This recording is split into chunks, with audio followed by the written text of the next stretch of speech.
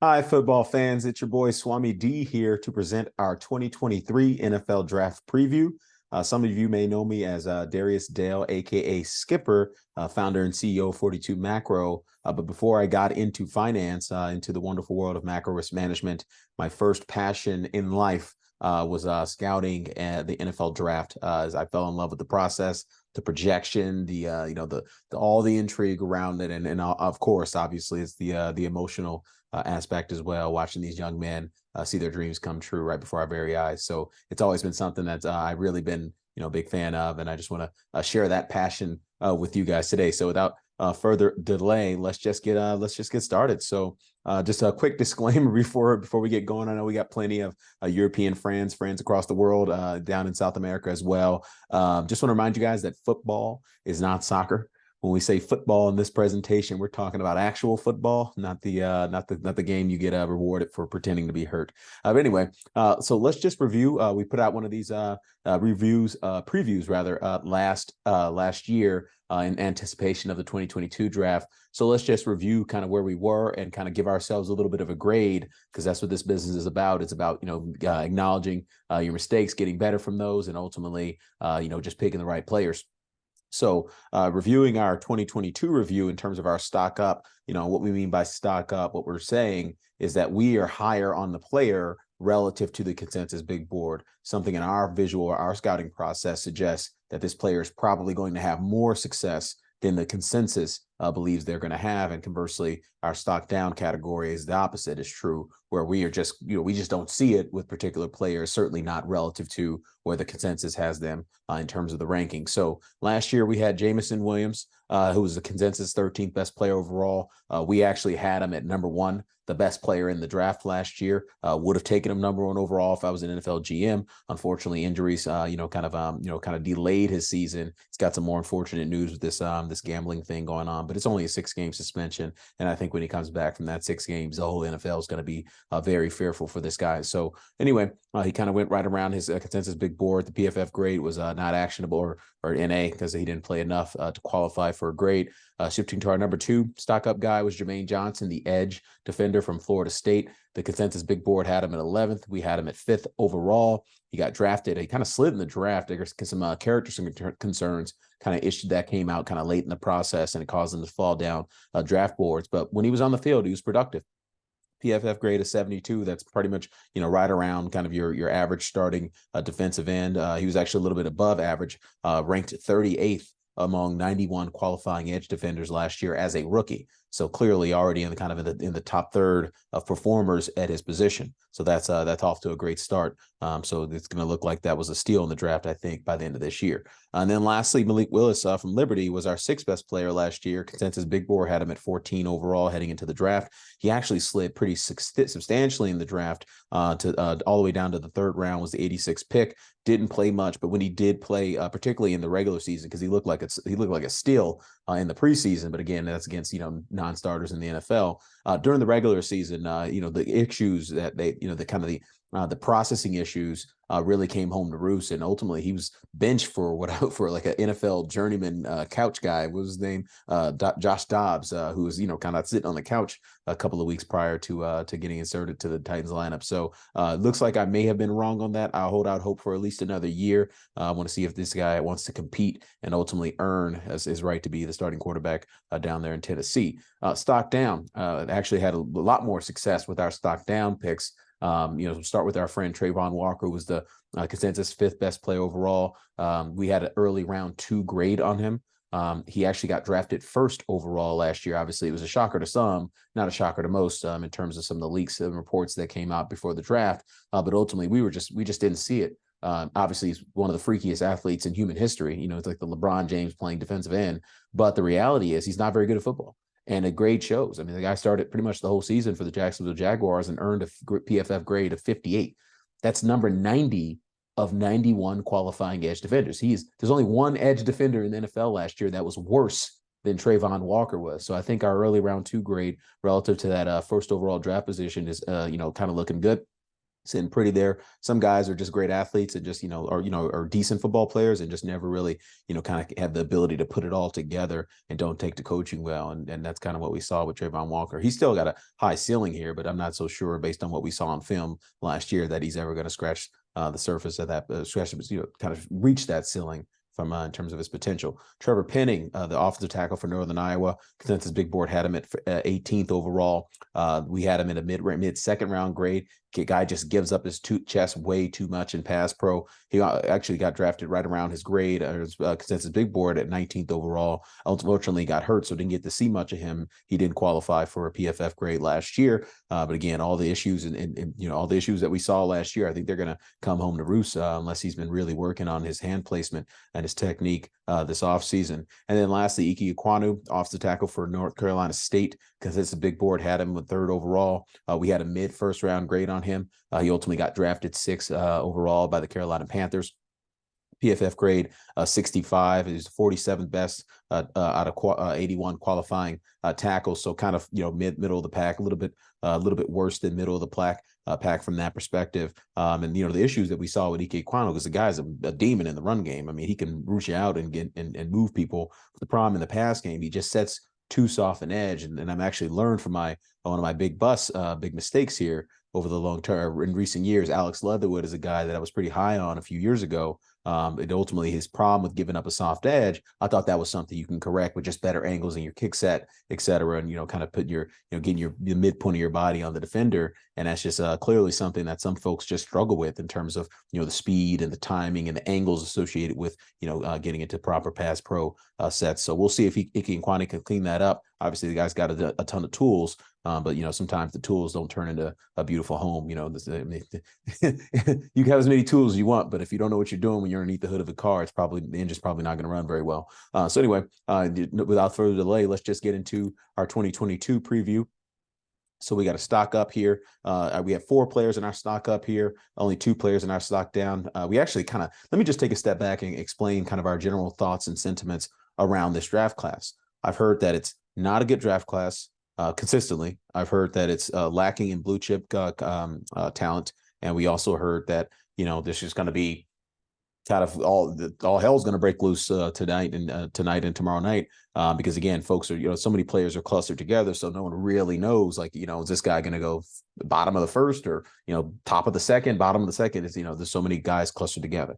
I'll address those concerns after having watched a decent amount of film, just studying these prospects. And part of the reason, I've watched a lot more film this year than normal, my Seattle Seahawks are sitting pretty from basically robbing the Denver Broncos in that Russell Wilson trade. I mean, that might go down to, if we have a good draft haul this year and these players turn out to be any good, that's going to go down as one of the best trades and or worst if you're the Denver Broncos in sports history, not just NFL history. It's truly, I mean, we got 5 quality starters out of that trade, and a few of those guys look like they could be well on their way to some Pro Bowl bids. If we get a couple more Pro Bowl type players, I mean, you're talking about 5 Pro Bowlers in exchange for a quarterback that doesn't seem like he can tie his shoes anymore. So that's going to be an issue for the Broncos going forward. But hey, guess what? I'm a happy Seahawks fan here. But anyway, we've been kind of looking at a lot of these prospects over the past kind of few months, kind of in the offseason process, just got in the film.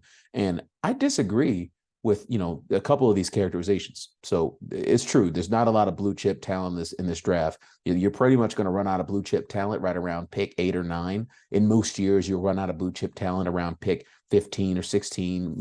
In a great year, you might have, 18 or 19, 20 at most blue chip type players. These are players that have a very clear path to becoming a Pro Bowl type caliber player. It's pretty easy to see. These would be your 5-star kind of recruits, if you will, if you're thinking about this from high school football to college football recruiting. So this draft is kind of devoid of blue chip players. At most, there's probably 5 or 6, right around 8 or 9 of those type of players. But what I think this draft, people have a misnomer on this draft, is there's a lot of quality football players, like a lot of quality football players. Like the 100th best player in this draft would be like the 50th best player in most drafts. And so there's not a lot of right tail risk. The right tail is not a fat right tail in terms of not a ton of blue chips, but that kind of 50th percentile to 70th, 75th, 80th, 90th percentile. There's just a lot more area under that curve this year than I think there is in normal years. Normal years, you just have kind of a top heavy, it's kind of a top heavy, triangle.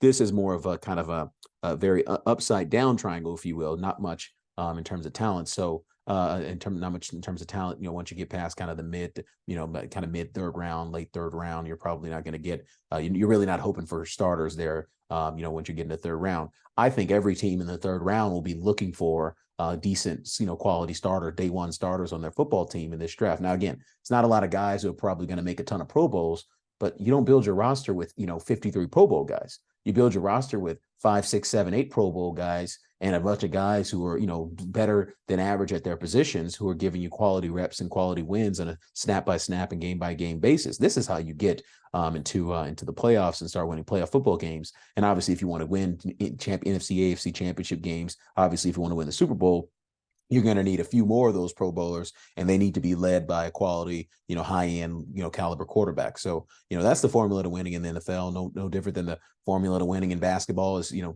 bunch of guys that can shoot and can shoot some more.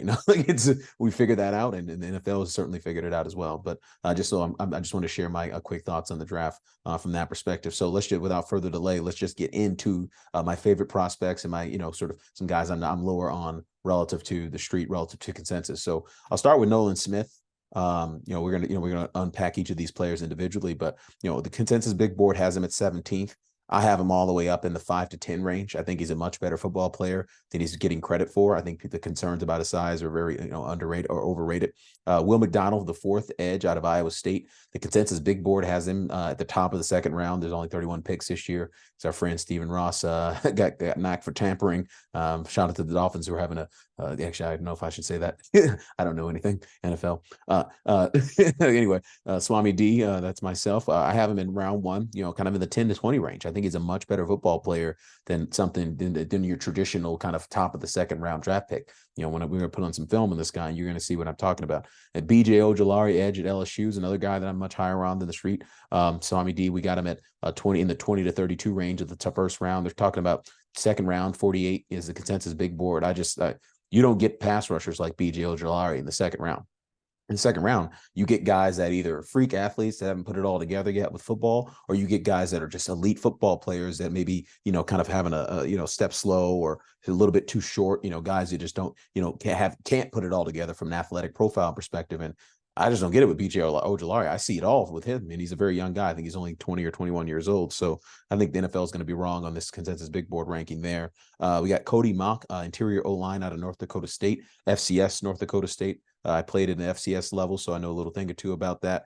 Don't know how it's going to translate to the NFL, but certainly when this guy was down at the Senior Bowl against all the top prospects, or many of the top prospects, he more than held his own. He looked like a legit, future Pro Bowler down there in terms of the, not only him just with the speed with which he went up the learning curve, but just his general technique and his nasty disposition is what you want to see from an interior lineman. So we got him in round one in the 20 to 32 range as well. In terms of the stock down, our boy Will Anderson over at Alabama, and this guy's a phenomenal football player. I'll say it right now, I'm not at all hating on Will Anderson. The consensus big board has him at number 2 overall.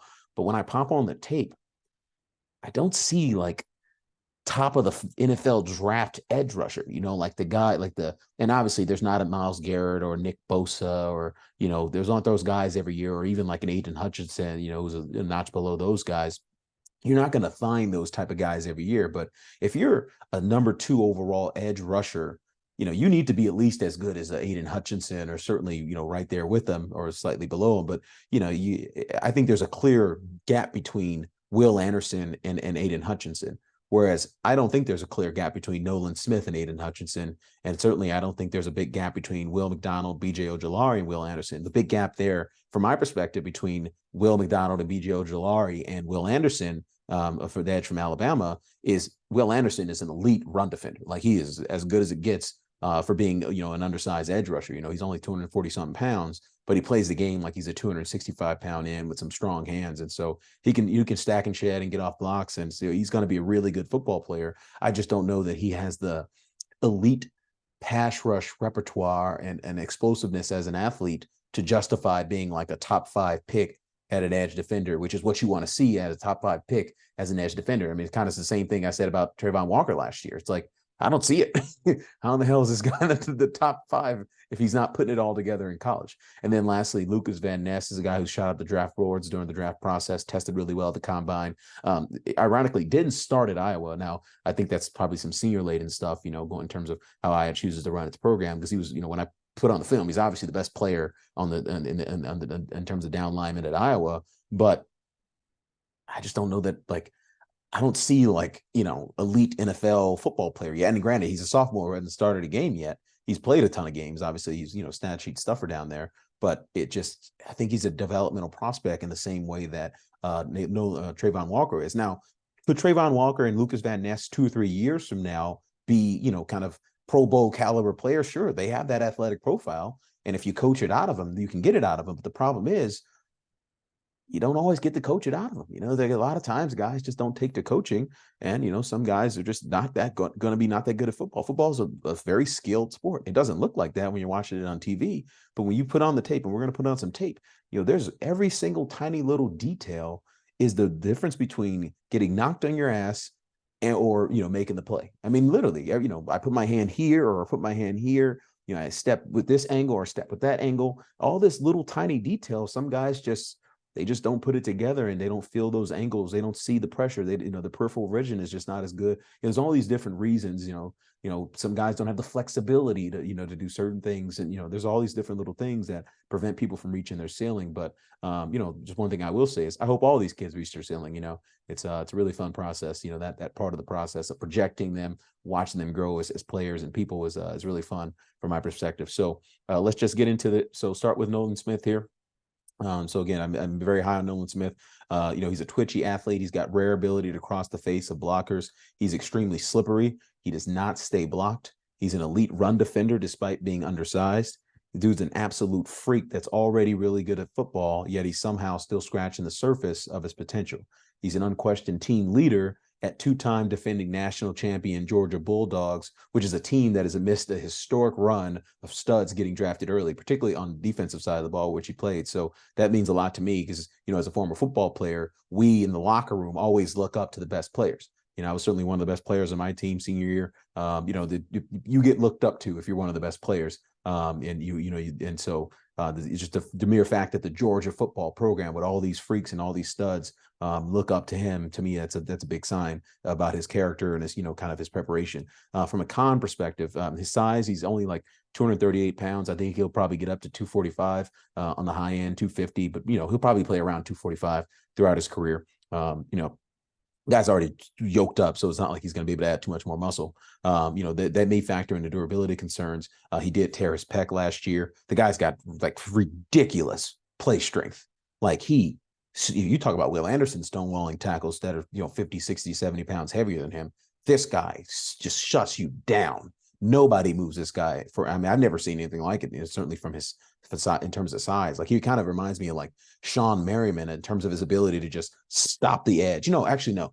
Who he reminds me of is Cam Chancellor. When Cam Chancellor used to play down in the box down in Seattle when they had that, historic Legion of Boom defense, shout out to my boys, Cam Chancellor would literally set the edge against pulling guards. There's a clip on YouTube, I'm sure, and I'll tweet it out if I can find it. Cam Chancellor, 235-pound safety is setting the edge against probably a counter guard's kicking out, pulling guard is kicking out. He literally hit Mike Apati so hard he broke his neck. Now, Mike Apati is a 340-pound first-round draft pick guard who played for 10 years in the National Football League. He literally set the edge against Mike Apati and broke Mike Apati's neck.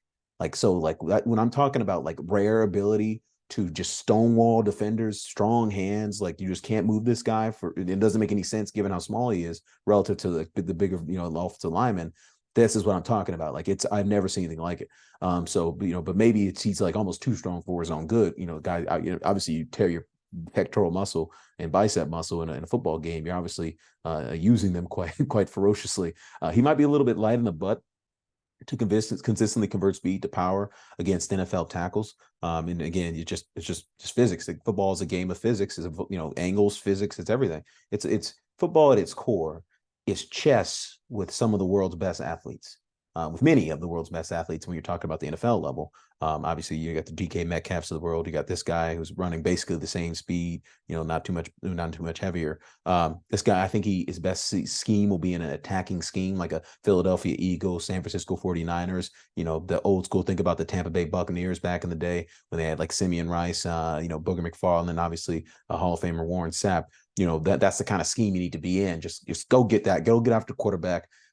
Set the edge on first down, but like second, third down, I need you just make life a living hell for the offensive line. And in terms of player comp, like I'm so glad Micah Parsons is who he is in the National Football League, because prior to Micah Parsons, I don't know that I've seen anybody kind of like be this undersized yet this impactful in the front seven.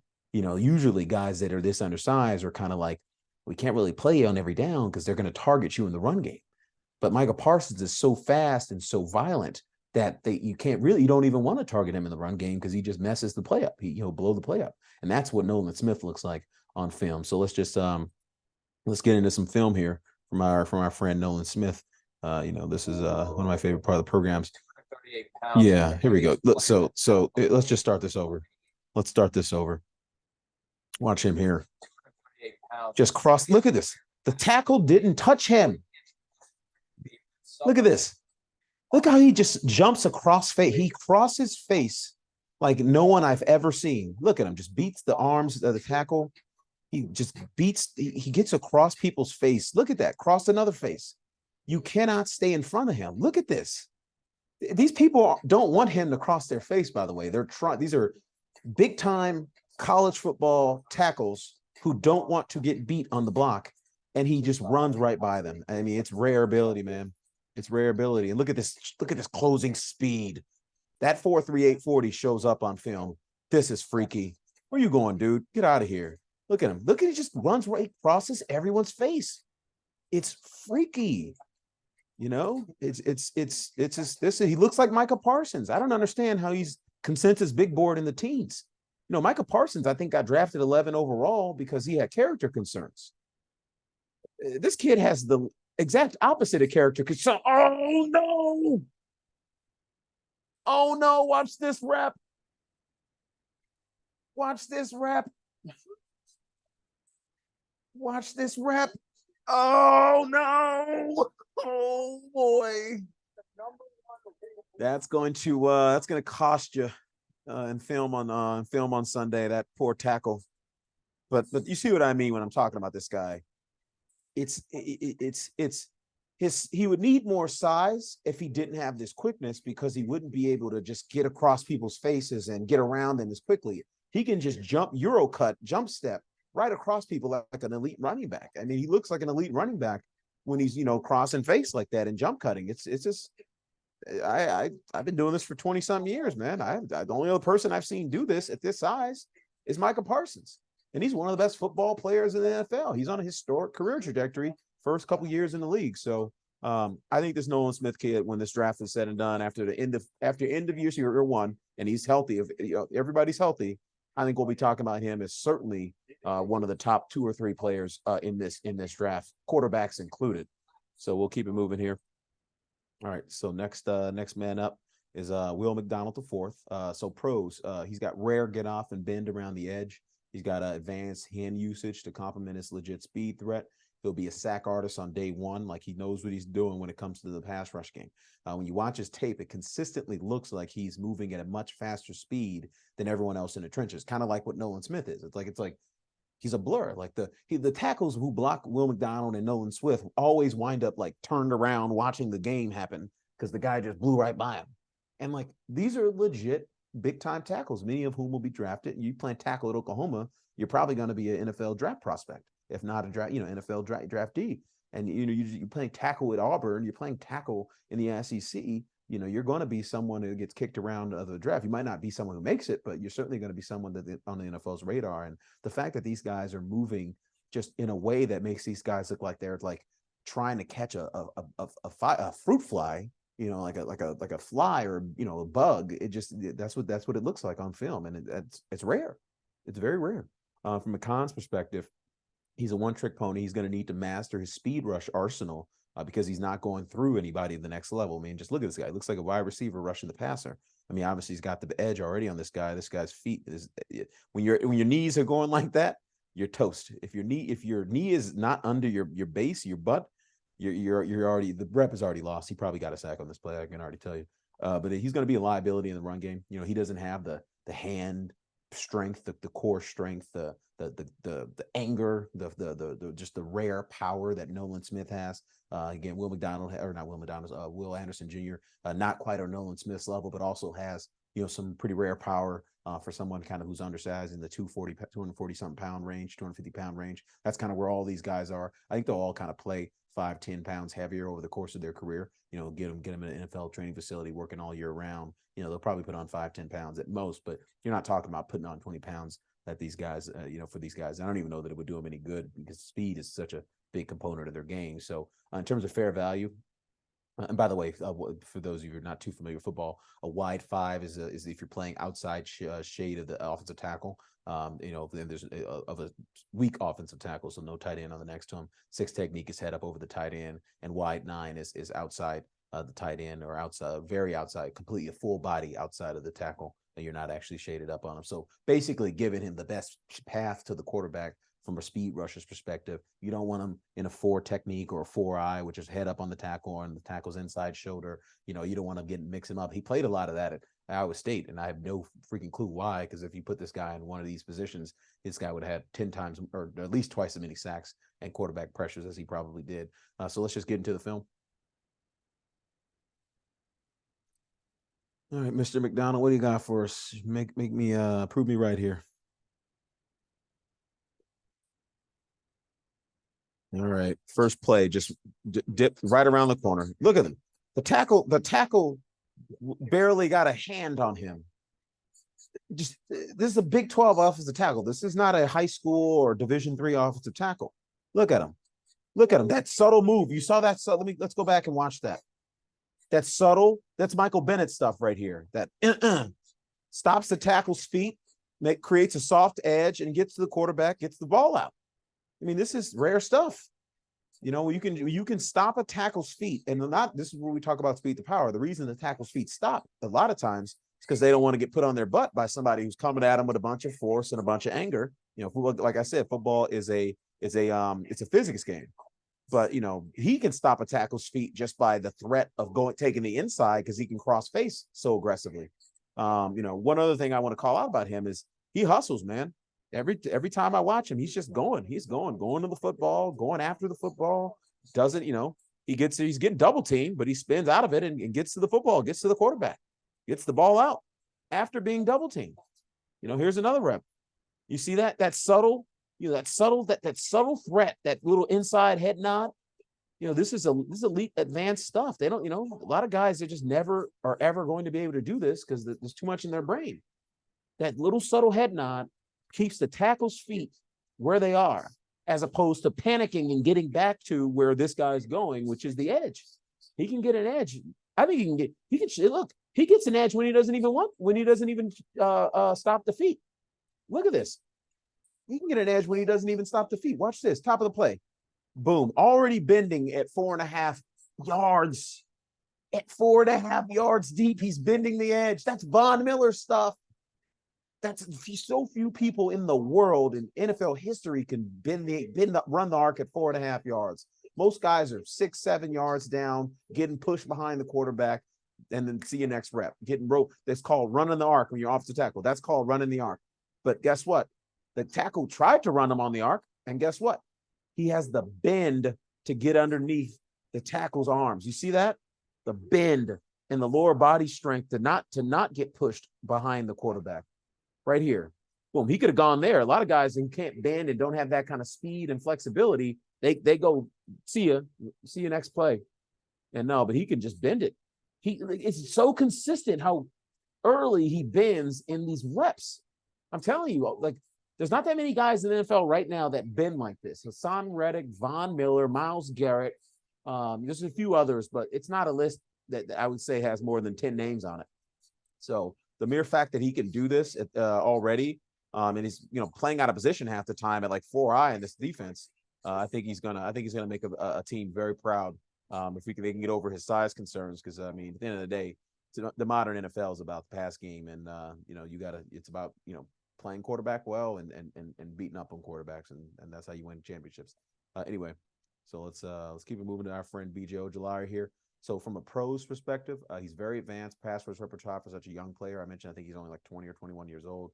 He knows how to bend, he knows how to contort, he knows how to get skinny through the hole. These are all old man tricks that you use to get to the quarterback when you're kind of later in your career and you maybe lost a step from an athleticism standpoint or strength standpoint, but he's got a lot of that already at like 20 years old. And obviously he's going to continue to grow and get better as an athlete, at least for the next few years. He's got a relentless motor. He's obviously the tone setter for the team. If you're wearing 18 at LSU, it's like a sacred number. They only give that out to the real captains, the leaders of the team. And so you get that number on LSU, much like I said about our friend over at Georgia, Nolan Smith. If you're a stud at a program like LSU and everybody looks up to you at the program like that, it tells a lot about your character and your leadership, both on and off the field. He's another guy that does not stay blocked. I love guys on the defense that don't stay blocked. When I was playing offensive tackle, very high level, I love the guys that do stay blocked. There's some big, strong guys that it's going to be a collision. It's going to be a car crash when we bump into each other. But a lot of those guys tend to stay blocked. And even some of these pass rushers, that once you get your hands on them, they're not strong enough to get your hands off of them, and they wind up just staying blocked because you can get the grip strength on them and kind of lock in their pads. This guy is just always chopping, swiping, swatting. Like, nuh-uh, no, you're not stopping me. So as you can see here, a nice little rip move around the edge here. Again, just feet are just, I mean, this poor tackle is playing higher than molasses. I don't know. Boy, you high, man. If your hip is at the same level of his numbers, you're gonna lose the rep. I can tell you that. This might not be an NFL guy. Although he's at Mississippi State. So anyway, he's a tad bit stiff in the hips, and I don't mean that like he's stiff in the hips. He just doesn't have like the hip slippery, the hip bend and flexibility and the lower body strength that a Will McDonald has to bend that edge at like 4.5 yards. To consistently bend the edge. Like right around at the top of the quarterback's drop. I see a lot of times where he'll have to get creative to get that edge, somewhere around 5.5 yards. And that makes a big difference when you're talking about getting sacks and getting to the quarterback and being able to get your hands on the football. So, he's not going to be he's got to have the ceiling that a Will McDonald has in terms of like that first step get off, that elite quickness, that elite just burst around the edge with that flexibility. But I don't think he's too far behind. I think, quite frankly, he's a really good football player, and he's going to be, NFL, all these guys I'm talking about right now are going to be among the NFL pressure leaders, 3 or 4 years from now, kind of when, some of the guys who are currently at the top of the food chain kind of start to slow down in their careers. But, so I'm very high on all three of these guys, if you can't tell. He's going to be a liability in the run game. A lot of these guys are quite undersized. If he's not in a wide 5, a 6, or a 9, he's not as much of a liability as a Will McDonald. Will McDonald doesn't look like, he plays very hard and really wants to be good at the run game, but that's not his calling card. He's not as bad as Will McDonald in that category, but he's certainly he's no Nolan Smith, he's no Will Anderson. He's a guy that's going to make his money in the passing game. But again, this is the modern NFL. Teams are passing 65% of the time now. Used to be 45, 55, or some teams like the Seahawks 50-50. Back in the day when we had beast mode. It's just the game is different now. It's advanced analytics. The rules have changed. They're basically making it easier to pass. So it's you just got to roll with the flow. And at the end of the day, we want guys who are going to affect the football game, not guys who are going to affect what we think the football game should be. So that's an important in terms of player comps.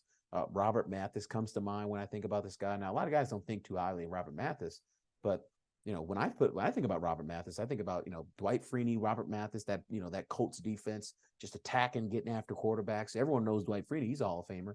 Robert Mathis, I think, is going to be a Hall of Famer someday too. Obviously not a first ballot type guy, but I think, when we look backwards in time, 5-10 years from now, we're going to be like, this guy's still number 20 in all-time sack leader in NFL history.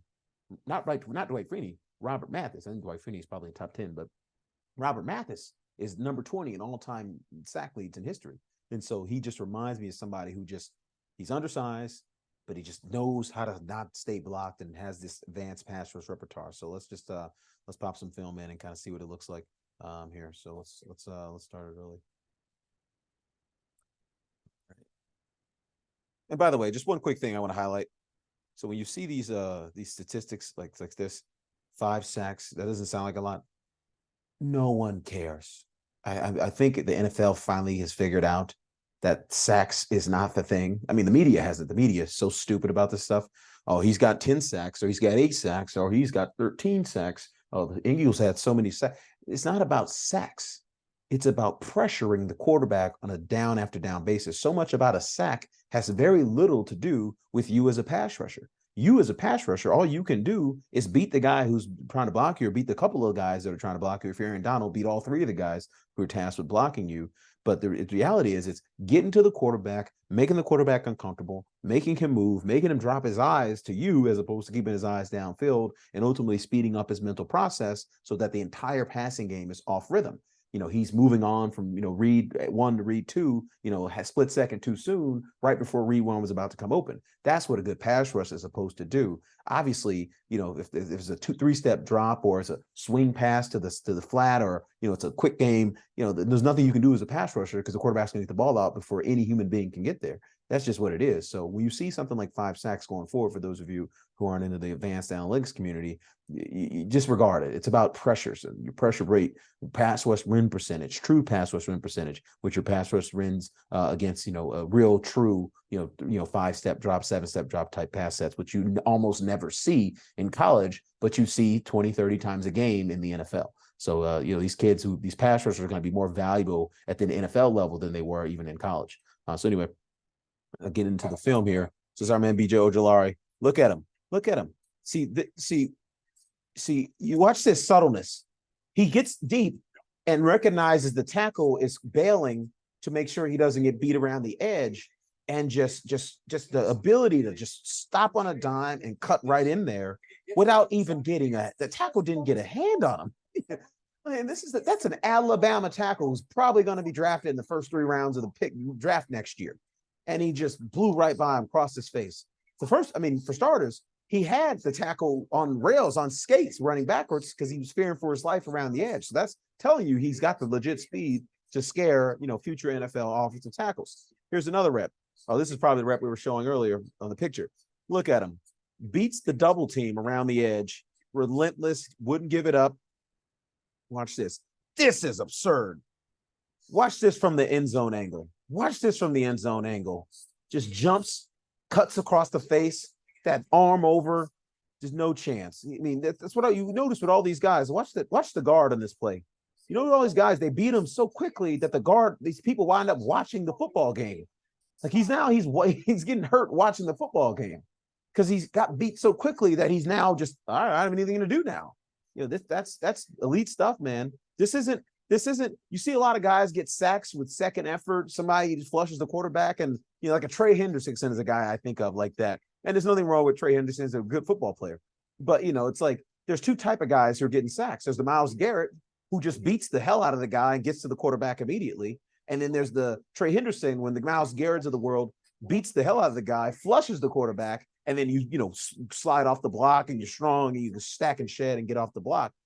The guys that I'm talking about are the guys, in that Myles Garrett category. Now, these guys are not Myles Garrett. They're not going to be Myles Garrett. There is no Myles Garrett in this draft. To my knowledge, there's only one Myles Garrett on earth. His name is Myles Garrett. So let's keep it real. You're not going to get LeBron James in every NBA draft, but you still got to draft good basketball players, right? So that's kind of the point I'm making with this draft. Not having a lot of blue chip guys, but there's a lot of good guys like BJ Ojulari in here who are going to make teams very happy on draft day and at the end of this weekend.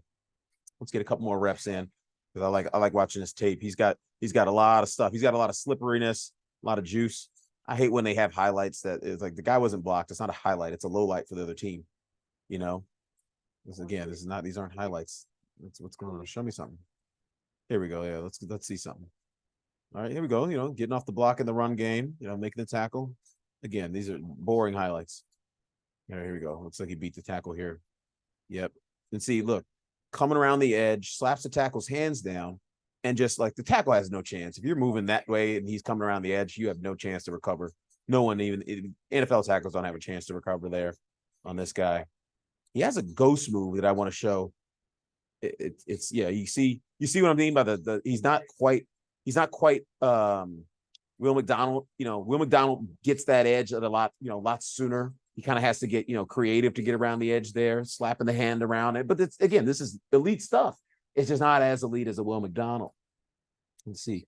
He had a ghost move. Yeah, see, stack shed, arm over, has the ability that's Anthony Richardson, who is widely regarded as the most athletic quarterback prospect in NFL history. In fact, his combine measurables would suggest that. Literally broke contain, and then he caught him from behind and put him back in the box. I mean, that's what you want out of your edge defenders in the NFL, because a lot of these quarterbacks, they can move now. I got to find this ghost move. He had a ghost move in here that is literally stupid. That is literally stupid. It was so ridiculous.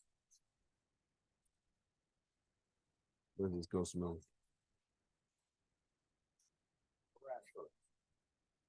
Yeah, but I mean, look at this stuff. Like, gotta get hands off me, dude. You see, it's like he can get the edge, but it's not like just with pure speed. It's with speed plus technique. Where's this ghost move? Is this the ghost move? No. Can't find it. Anyway. All right. Anyway, we'll keep it moving here. I don't keep you all night. All right. My next guy is Cody. And by the way, I gotta find this ghost move. It's so ridiculous. When you see it, you're gonna understand exactly what I'm talking about. It's so ridiculous. Is this it right here?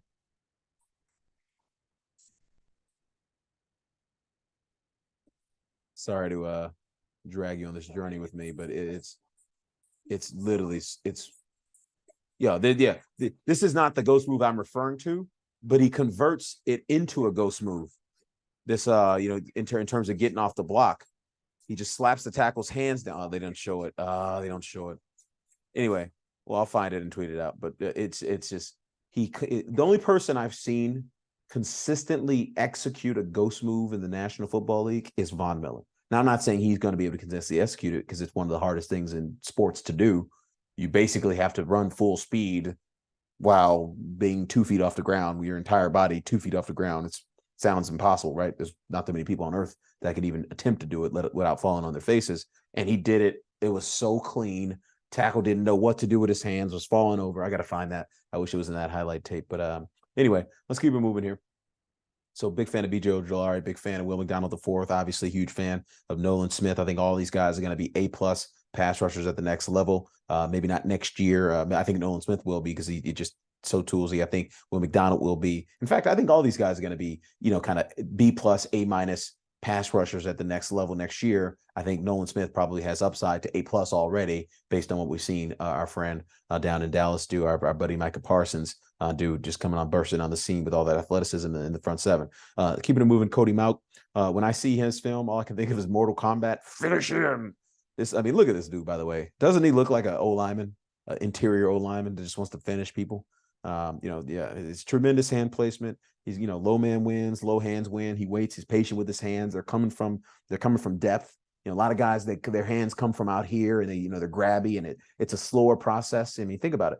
If your hands are down here on the snap, and they have to come all the way out here to touch somebody, to then touch the guy, you're going to be late. That's what Trevor Penning's problem was last year. Constantly exposing his chest and getting forklifted into the quarterback's lap. This guy, his hands come just like mine. I was one of the things I was best at in college. Hands go right up here, just right. No wasted motion. None of this flapping my wings like a bird. We're not birds. We're offensive linemen.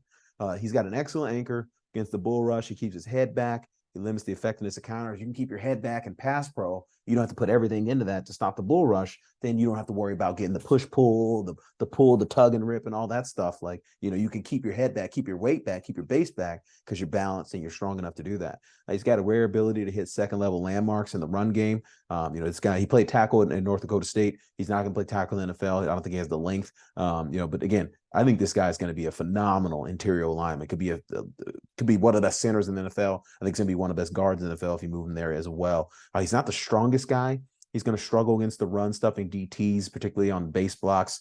You're trying to run duo schemes, gap schemes. Probably not his cup of coffee. His cup of tea is probably more like a zone scheme. Think of like the Shanahan scheme. He would thrive in San Francisco. Probably wouldn't be as good in a Baltimore, if you kind of understand what I mean from a run game perspective.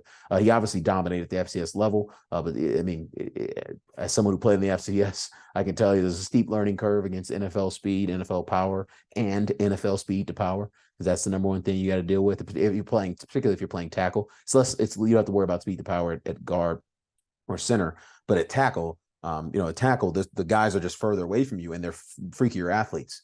So a guy running a 4.5 who weighs 270 pounds has 4 or 5 steps before he hits you. I mean, it's literally like being hit by a car crash. It's like we call it a car crash. It's literally we nickname them car crashes. That's what it feels like when someone that big is running that fast with that kind of momentum. That's physics.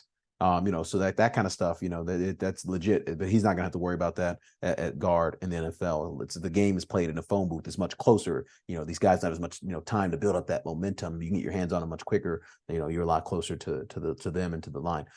Fair value, in my opinion, is round 1, 2032. I know the Giants, the G-men need help in the interior O-line. I really think if the G-men reach for this guy, it's going to seem like a reach on draft day. But when this guy just starts, 16, 17 games and is making a Pro Bowl in year 2 or 3, you're not going to say it was a reach then. But, everyone's a genius on draft night. It's how good is your football team 2 or 3 years down the road based on the players you drafted. That's when the geniuses show up. That's when the Eagles and the Kansas City Chiefs, separate themselves. That's when the Seattle Seahawks, who will be in the Super Bowl in 2025, really separate themselves. Anyway, mark my words, February 2025, we will be in the Super Bowl, the Seattle Seahawks, with the Geno Smith-led Seattle Seahawks. So let's watch some old big boy tape here. This is him right here, O-lineman. You see? Just get out of here, dude. This is the Senior Bowl. All these guys are first, second, and third round draft picks. Every single person on this field is a first, second, or third round draft pick. And so if you're mauling guys at this level, you're doing well. Look at him get up to the next level with some speed. Bop. That's as quick as it gets. Like, this guy didn't even have a chance to fill his gap. He did his job in the run game, got the down block, and boom. Like, this guy, I mean, these people have no chance. Look at this. Look at this base. With one arm, he gets knocked off this path initially. Not the best footwork here, but he recovers immediately. And then watch this raw power. Watch his right hand get on this guy and base. Just base. With one freaking arm, man. This is an NFL defensive lineman, top three round draft pick. He just based on. He lost the rep initially, but then he wound up winning the rep. This is one of the reps that I think. Oh no, not this one. Well, that's a great rep there by him, actually. Keeping him, run him off the arc, run him through the arc, run him through the arc, run him through the arc. Like, he's got good angles too for a guard because he played tackle, right? He doesn't look like a guard. He looks like a guy he's played tackle before, and he just knows, like, all right, if I put my body in this particular spot, I'm going to force you to go there, because you're not going to want to go through me because you don't have the strength to go through me. He knows what he's doing from an angles perspective. He had a tough angle on this one. His hat should have been outside on the reach block, and that's why he got stonewalled there. But that's stuff that you can fix and coach. He's not a guy who's lacking in strength. He's not a guy who's lacking in want to or know how. Look at this. Look at this. That's Keanu Benton. He's one of the best D tackles in the draft. This guy driving Keanu Benton 5-6 yards down the field. Boy, get out of here. Get out of the play. Get out of the play. Oh, if you can't tell, I get very excited with O-line tape. There's just nothing better than just angry O-linemen and D linemen going at it. See, Keanu Benton knew he was coming this time, and guess what? He lost anyway. Boy, eat some Wheaties. Oh, by the way, I forgot. Can we pause? Just want to remind you guys that today's program is sponsored by Whispering Angel. If they don't know you in Provence, they don't know you anywhere. Enjoy. So anyway, let's keep it a few more reps because I love this stuff. Sorry. I mean, he just, look at him. That's Adetomiwa Odubare, guy going to be a early second round pick. Guy doesn't even leave the line of scrimmage on a pass play. He's literally at the line of scrimmage the entire play. That's rare base, man. That's rare base. That's rare footwork to stay in front of him, to put your hat right where it needs to be, to shut it down. Abare tried to run a quick rip move here on him because he knew that base was coming, and guess what? No, see ya. And it was a little sloppy. I'm not gonna lie. Cody Moss got some stuff to clean up when he gets beat initially, but he's got great recovery, and that's tackle stuff. Guards tend to have good recovery. Guards are usually bigger, slower, stronger. Tackles a little bit more light on their feet, can change directions laterally when guys try to cross their face. When a Nolan Smith or Will McDonald tries to go across your face, tackles are usually much more equipped to handle that kind of stuff. he's got it too. Yeah, here we go. Here we go. Let's get nasty. There you go. He's got to get his, if he's reach. Oh, these are base blocks. He can't be reaching. That doesn't make any sense. They got him playing center here. Let's see what he's got. I think his comp is Jason Kelsey. As I said on the previous page, I think Jason Kelsey's his comp. I see Jason Kelsey when I watch this guy's tape. It's just explosion off the football. He's not the strongest guy, but he's the feistiest guy, and he's not losing reps against players who are much bigger than him.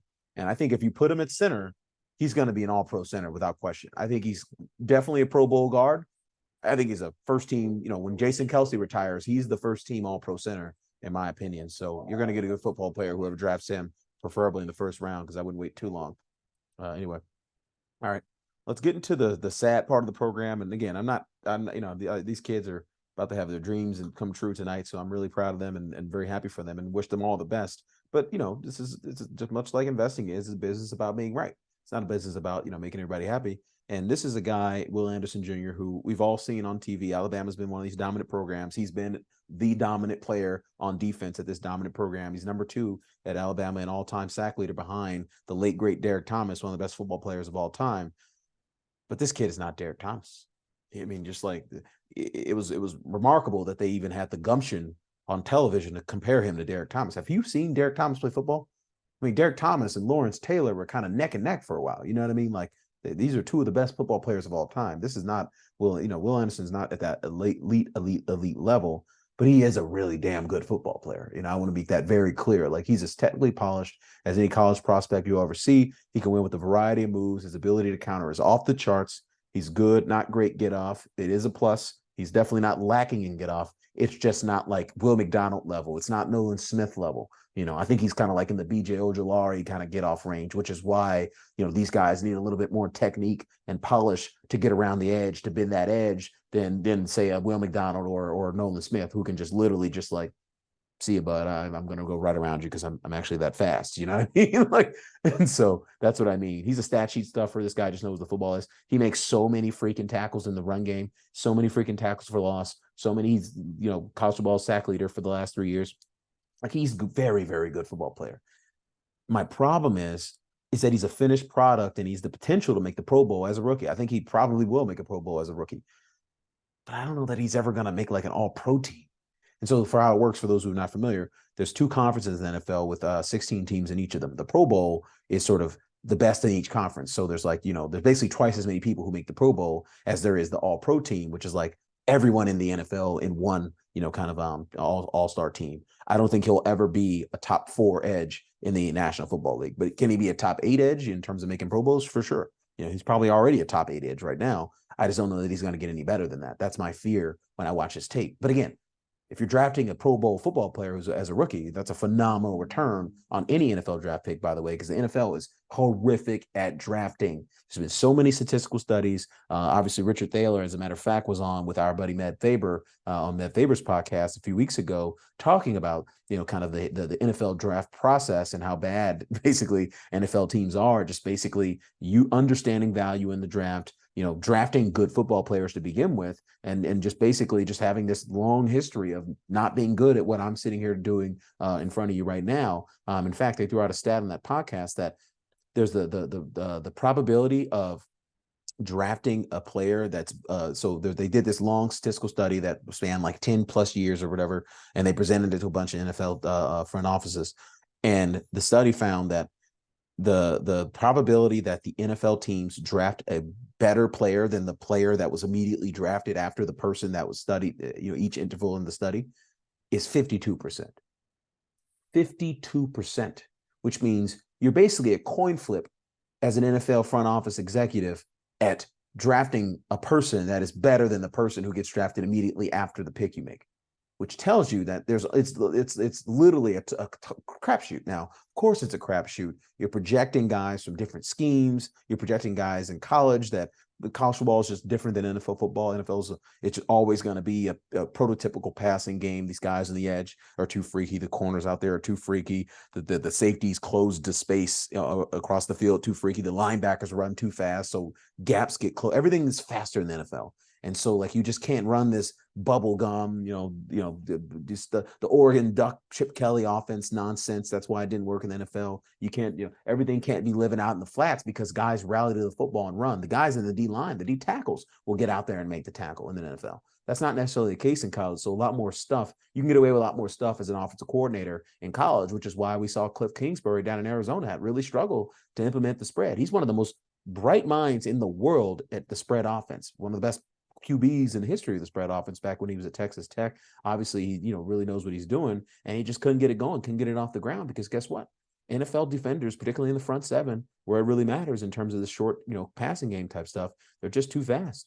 And you can't get away with it. You need to have longer developing pass plays that create space and put defenders in binds. You're not going to put anybody in a bind with a 5-yard slant or swing pass and a tunnel screen. Nobody's in a bind. There's just a bunch of guys running to the football. And so that's kind of what I mean. So I don't even know how I got into that tangent, but in terms of fair value, he's round 1, 10 to 15.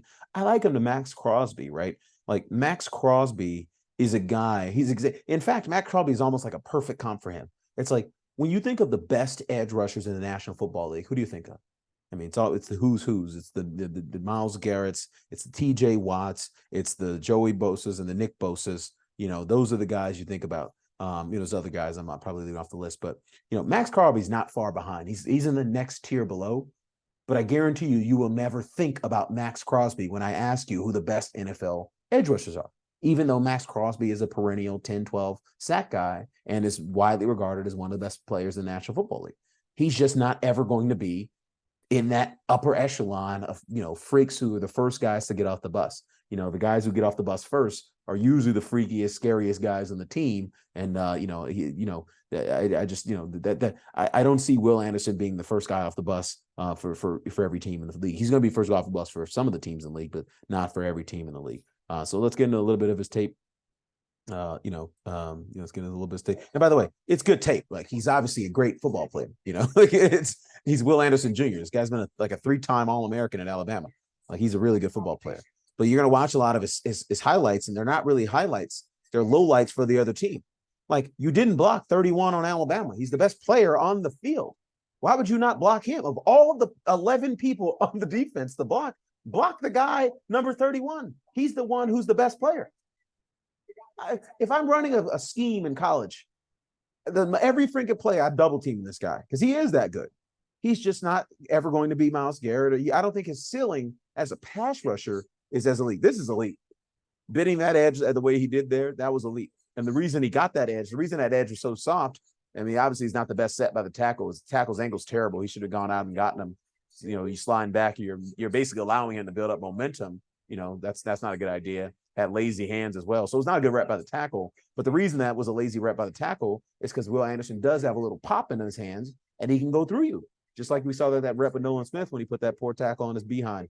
These guys can go through you at their size. They're not going to go through many NFL tackles, but they can if you're lazy with your set.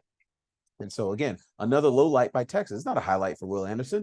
This is a low light by Texas. These bozos aren't even blocking the best player on the field. Block the best player on the field. Here we go. You see, couldn't get the edge, but he had the long arm stab. He could cross over. He understands what I say. He knows where the football is. He's very good. He's very aware of the football, like freakishly aware, as good as I've ever seen, in the front seven in terms of just like, I'm here to make tackles, no matter if it's a run play or pass play or whatever. He's just here to make tackles. Very athletic, very nice. Yeah, no, this is and see, you're gonna see him do stuff like this in NFL. He's going to the Pro Bowl. He's a good football player. He's just Max Crosby in the pass rush game. He's not Myles Garrett. He's not Micah Parsons. He doesn't have the elite stuff. Again, these are not highlights for Will Anderson. And we're almost halfway through the video.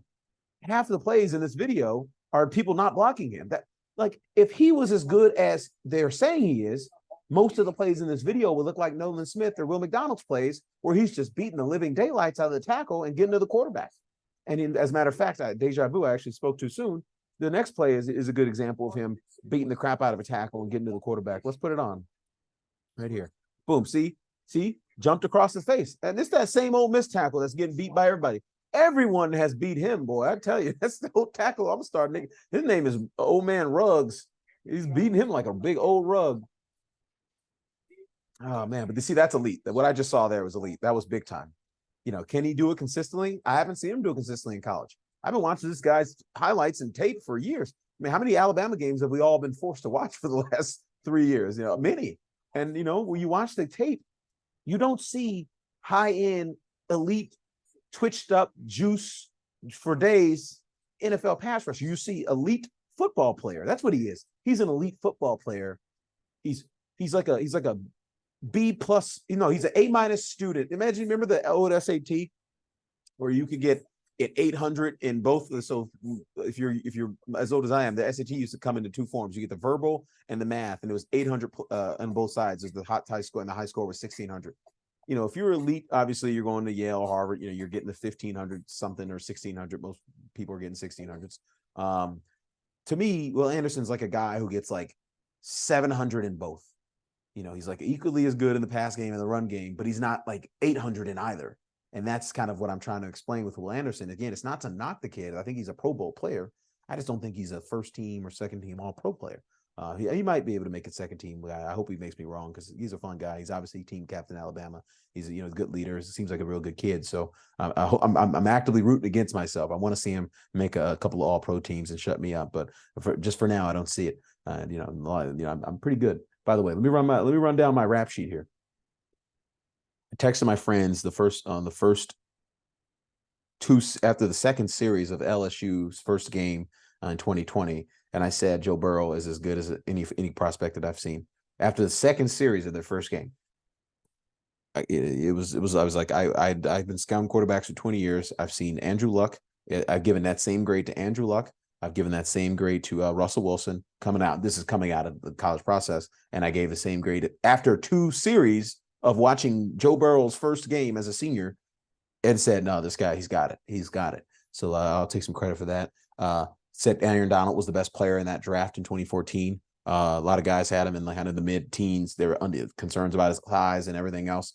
Said absolutely not. This guy's going to be elite. And guess what? He's probably the best defensive player we've ever seen. And for being honest, what else? Some notable hits.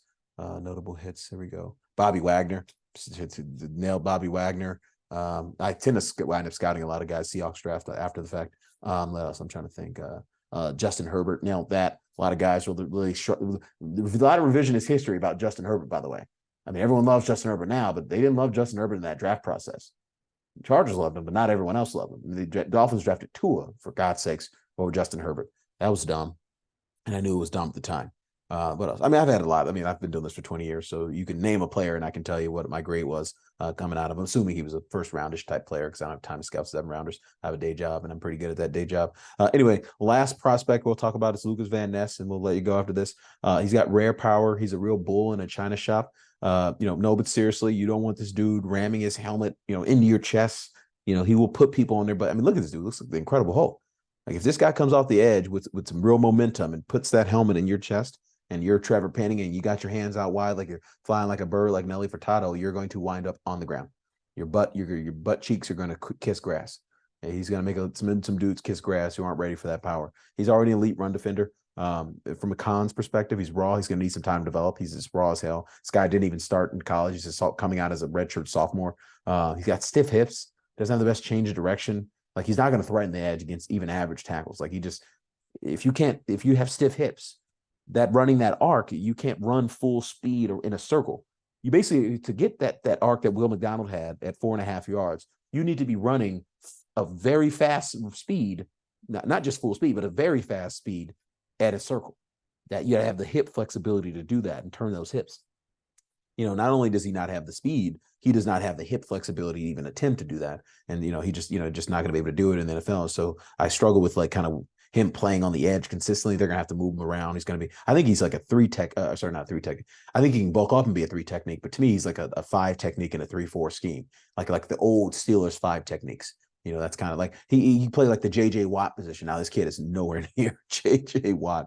Let's be totally honest here. I'm reticent to even say that out loud, but that's kind of the position you think he'll play. It's like, all right, I can play head up on the tackle. I can play type 5, 4-eye, depending on what we need. I can slide down in the 3 technique on passing downs. That's kind of who this guy reminds me of. He reminds me of Sam Hubbard in kind of like He's a good football player, but not a great football player. Doesn't really do one thing particularly well. But Sam Hubbard plays hard and is strong and is reasonably athletic, and that's kind of who I see of Lucas Van Ness. If you get Sam Hubbard in middle of the first round, you're probably going to be disappointed. But if you get Sam Hubbard in early round 2, particularly after you already got a first rounder, if you're early round 2, you already drafted somebody in the top 10, 15 picks, you like that person, and then you come away with Sam Hubbard in early round 2, that's a phenomenal draft on day 1 and day 2. But if you get Sam Hubbard in the middle of the first round, which is where he's projected to go, and that's your first round draft pick, I don't know that you're going to love it. That's what I mean. Sam Hubbard, by the way, is a defensive end for the Cincinnati Bengals. All right, so let's get into some tape study for Lucas Van Ness here, our last guy. Here we go. All right, see? Stack and shed, got pop in his hands, can get off the block. But again, that's a coverage stack. I mean, that took forever to happen. He didn't beat the guys cleanly and immediately. I mean, I like how he switched from the run game to the pass game there. Stack, shed, get off me. But again, that's a Nebraska or Nevada guard. He's not this guy. Look, so look at this. Change direction and fall. Look, guy tries to change direction, falls down. Look at him. I mean, granted, CJ Stroud should have got rid of this football, or at least took off running. But this is what I'm talking about. When I'm talking about, he's not an elite athlete from a change of direction and flexibility standpoint. It's a quarterback. This is $1 million ticket right here. You can make $1 million if you put that guy on the ground, and you fall down. And that's what I'm talking about here. So I just don't see it. See this is elite. That raw power to shock guys, where the upper body to go wherever he wants it to go. He's got that. J.J. Watt had that, but again, this is not J.J. Watt. Let's be clear here. All right, let's see. Again, unblocked. It's a low light for the other team. It's not a highlight for him. It's a low light for the other team. Let's see what happens here. Oh, geez. See, runs the loop. Yeah, see, he's not beating anybody. Let's keep it going here. He's not beating anybody. I want to see him beat somebody. Yeah, let's beat somebody. Hard on the edge, sets an edge. He's not beating anybody and getting to the quarterback. The number one thing you have to do in the NFL as an edge defender is beat the guy across from you and get to the quarterback. There's not any film of him beating the guy and getting to the quarterback except for that time where he put the Wisconsin guard on not on skates, but just really just embarrassed the Wisconsin guard. I'll put some respect on his name and show you that highlight one more time. Put some respect on my man's name. He's not a terrible football player. Sam Hubbard's a good football player. Sam Hubbard can do this, but can Sam Hubbard do that consistently, week after week, snap after snap against the best players in the NFL? No. Sam Hubbard's not going to. He's going to get beat. All right, so this concludes Swami D's 2023 NFL Draft preview. Hope everyone enjoyed this. I enjoyed this. I probably enjoyed this just as much as you guys did, because this is truly my passion. It's really the only hobby I have at this point of my life. I'm pretty boring, but I love it. Outside, the NFL football, just the scouting process, the projection, the emotion of these guys, getting their dreams fulfilled. It's such a cool experience, and I'm really happy for these kids. Before I let you go, I got some fun stuff to show you. Jalen Carter is obviously the #1 best player in this draft. I don't think I'm making any waves when I say that out loud. But what I want to say is he is up there with the Andrew Lucks, the Russell Wilsons, the Joe Burrows, the Aaron Donalds of the world in terms of people that I've given the highest possible grade to. I think this is one of the best football players on earth right now.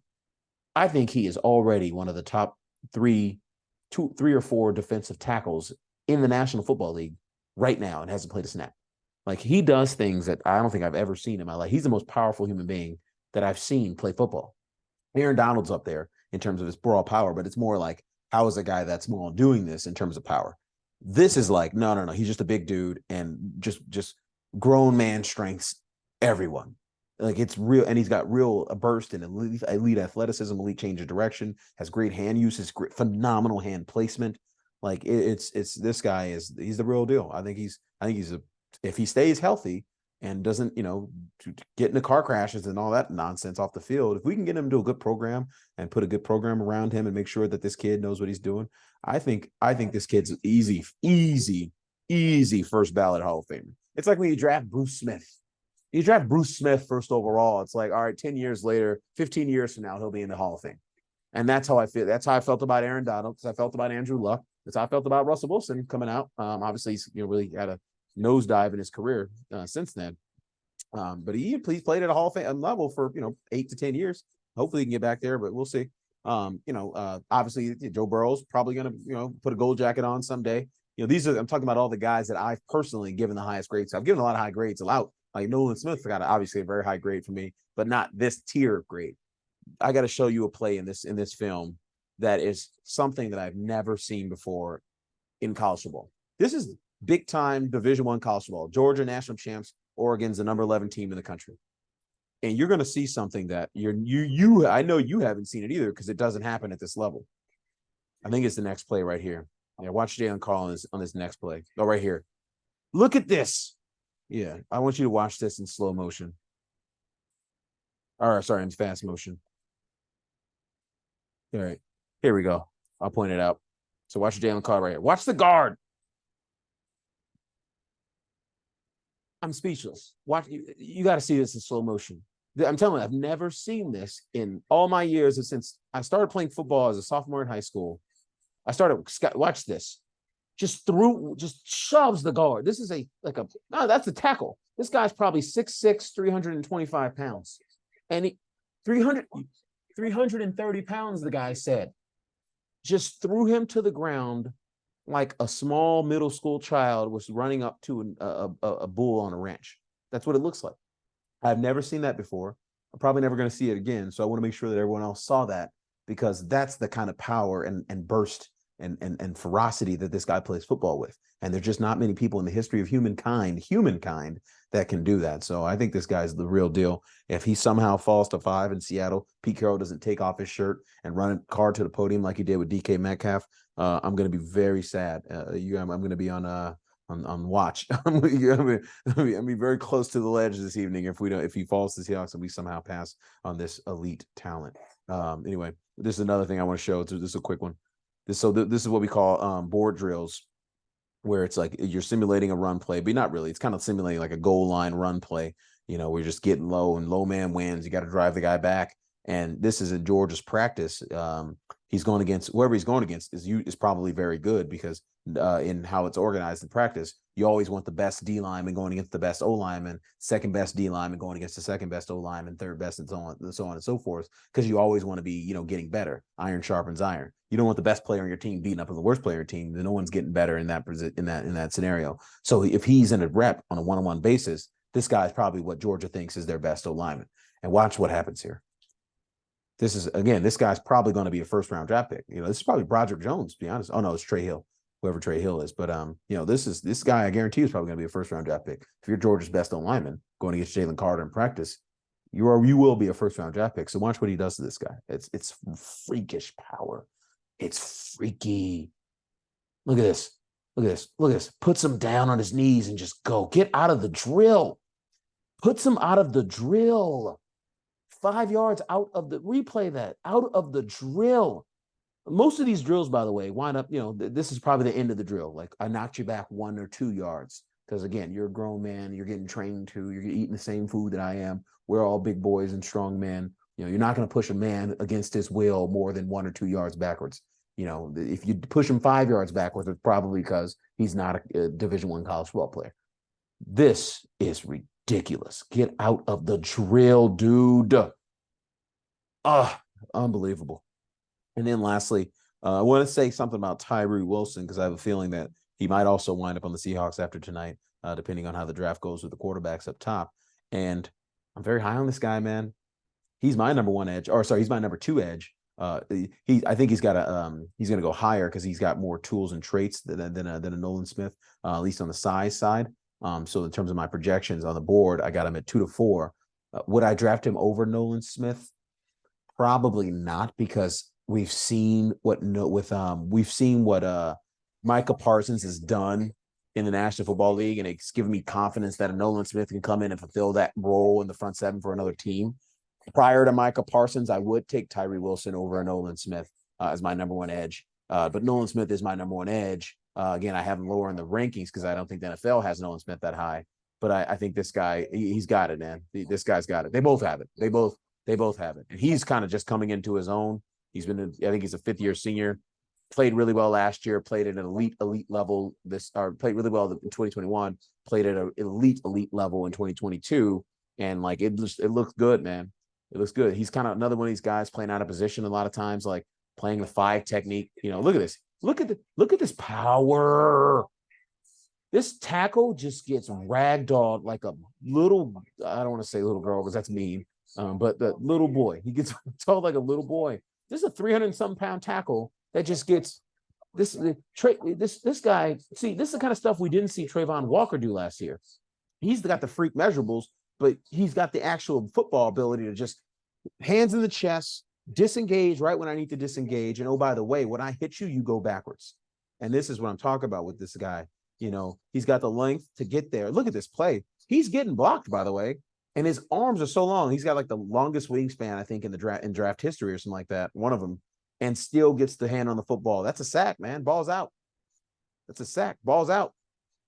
Freakish athlete, man. That's that bend, too. By the way, let's go back and look at this bend here.